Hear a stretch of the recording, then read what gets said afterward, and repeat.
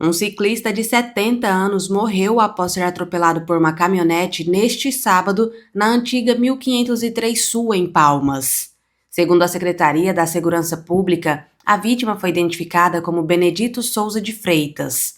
O motorista da caminhonete deixou o local sem prestar socorro. De acordo com a Polícia Civil, a vítima morreu ainda no local. Um carro com as mesmas características do envolvido no acidente foi encontrado pela polícia próximo ao aeroporto de Palmas.